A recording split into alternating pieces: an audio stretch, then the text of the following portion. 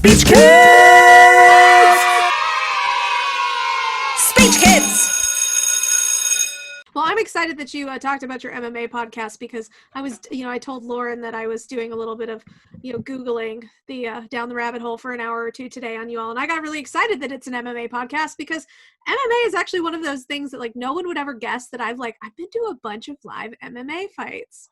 And I like MMA and boxing. Like my husband and I have gone to a bunch. He was like, oh, I was talking to my husband. He's like, yeah, you got to tell him that we had tickets to the Brock Lesnar Shane Carwin fight that got canceled. We had tickets and it got canceled. I can't remember who it was that they swapped. But we were so mad. I was so excited that I got to see Brock Lesnar fight and then it didn't happen. And then he's like, you got to tell him we saw John Jones live 3 times. So that's coming from my husband. But just funny, thing out there no one would ever guess that I'm for something I was telling Jeff earlier, I'm I just love watching men beat the crap out of each other, I guess. I was not supposed to be an MMA fan. I was the guy who played soccer. I did baseball, I did football, and that's fine, but I would never call myself a jock. At best, I would say to the nerds I was a jock, and to the jocks I was a nerd. So I fell somewhere in the middle ground of, oh, okay, I don't think I'm going to be an athlete. But then I found when I was doing a lot of the comedy stuff, I found myself immersed in MMA when I could see it was no longer just this human cockfighting sort of a thing. Mm-hmm. They cleaned it up a little bit. And then I started seeing the strategy of it. And once I could see the grappling side of it and how much of it is like chess, so that people who are out of shape can be just as competitive as people who go and train all that time. I said, there's really a science behind this, and I want to know more behind it. And that's why it's become that perfect blend of, other people talk about MMA very differently. We're one of the few shows, because I believe in our forensics training, we can break down certain arguments that I think other shows just kind of gloss over.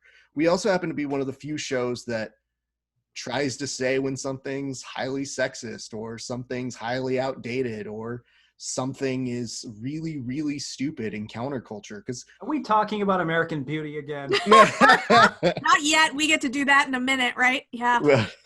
But we noticed that there's a lot of folks in our sport who will tell you what they feel about Black Lives Matter. And what they're doing is they're putting themselves in a position of, don't listen to politicians, listen to me, I want your power.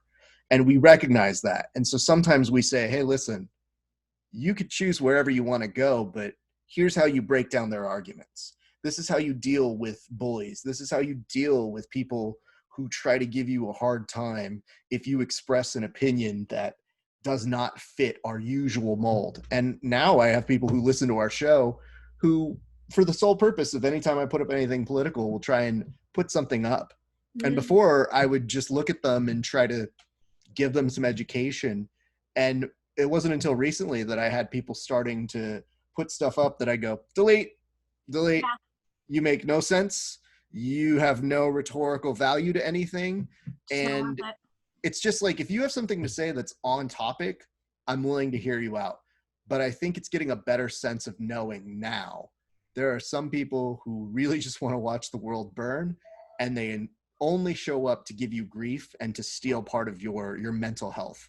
So as a result of that, I would say speech has given me a little bit more of not only ammunition to when I really need to go in on somebody, but an ability to space it out. But yeah, I love MMA. I love grappling, and I just always try to be a friendly voice within our sport to have these guys tell their stories better, because I listen to so many podcasts and I get so mad as a producer in my brain when I hear them not doing something well.